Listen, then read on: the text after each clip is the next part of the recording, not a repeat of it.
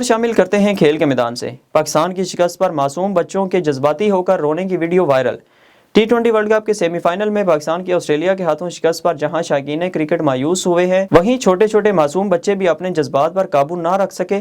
ICC ٹی20 world cup کے دوسرے semi final میں آسٹریلیا نے پاکستان کو شکست دے کر فائنل میں رسائی حاصل کی، جبکہ قومی ٹیم اس شکست کے بعد ٹورنامنٹ سے باہر ہو گئی۔ پاکستان کی شکست کے بعد سوشل میڈیا پر کئی جذباتی مناظر دیکھنے میں آئے۔ سابق فاسٹ بالر شعیب اختر نے ایک چھوٹے سے کرکٹ کے پرستار کی ویڈیو اپنے ٹویٹر اکاؤنٹ پر شیئر کی ہے۔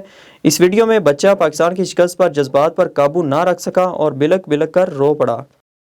ICC ایونٹس کی میزبانی میں پیش رفت کا امکان، چیئرمین PCB دبئی پہنچ گئے۔ چیئرمین PCB رمیز راجہ دبئی پہنچ گئے ہیں، جس کے ساتھ ہی ICC ایونٹس کی میزبانی میں پیش رفت کا بھی امکان ہے۔ پاکستان کرکٹ بورڈ کے چیئرمین رمیز راجہ دبئی پہنچے ہیں، جہاں وہ اتوار کو نیوزی لینڈ اور آسٹریلیا کے درمیان ٹی20 ورلڈ کپ کا فائنل میچ دیکھیں گے۔ اس کے علاوہ ICC ایونٹس کی میزبانی میں پیش رفت کا بھی امکان ہے، جبکہ PCB کے سربراہ کو 16 نومبر سے شروع ہونے والے ICC کے مختلف اجلاسوں میں شرکت بھی کرنا ہے۔